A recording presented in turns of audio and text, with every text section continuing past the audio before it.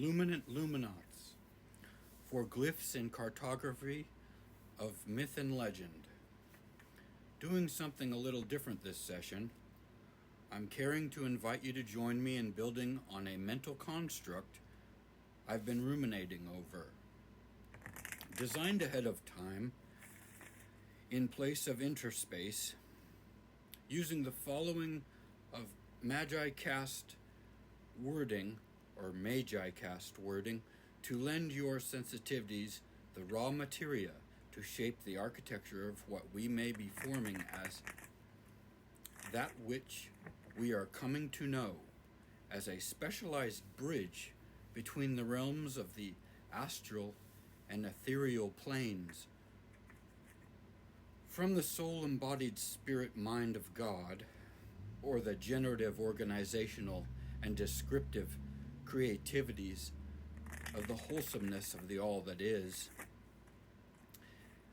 At the centered heights of this gently arched bridge, there is a kind of leveled-out stoneworked pagoda area that forms a semicircles on either side of the bridgeway.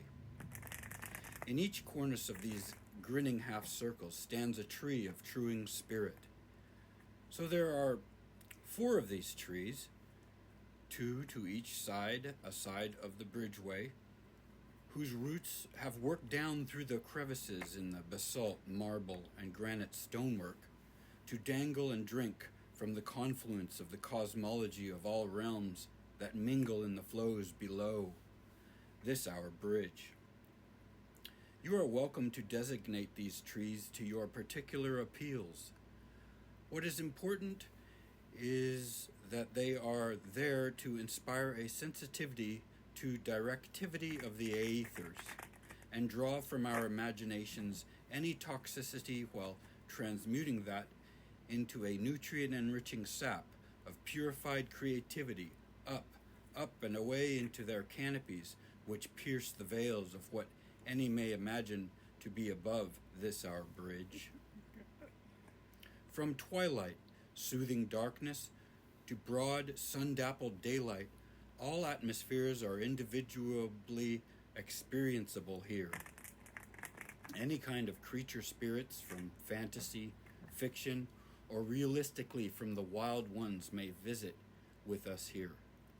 Perhaps they are hidden, save one or more may be heard in the trees or lounging comfortably amongst the comfy pillows. There is a protective railing along all edges of our bridge, smooth to the touch, not rough at all, over which one may peer down into the flowing, entertaining and intertwining mysteries unfolding below our bridge in the confluential flow of all that is rivering through what is realm. Centered in the middle of the bridge road is a stone statue of all that is representative of what you may offload as troll. As this inanimate figurine cannot move nor be moved, the only toll it takes is as mentioned in the previous sentence, to which it is bound to be of a solidified structure. There are large, comfy, coiled rope rugs between each set of trees to either side of the bridge road, as well as stone benches of mysteriously changing numbers dispersed along the edge, protecting railings, whereupon one may sit or visit with others. As cross paths of road and river, this place beyond places has now the ambiance of a solace for any and all to enjoy with their magical thinking and or blissing out in phenomenal ways of feeling. And an assortment of all varieties of pillows, both big and small, with which one may lounge about with and on. There, our reflections of our corporeal selves may cosplay via our astral in costume of whatever ethereal image we envision donning ourselves into sharing awareness in the area freely allowed. Those who have lent their consciousness to the awareness of this build may now frequent this ephemeral meeting place anytime they so choose, to mediate their activity, to have even a small portion of mind, to find their solace in communion with whom or whatever they so intend.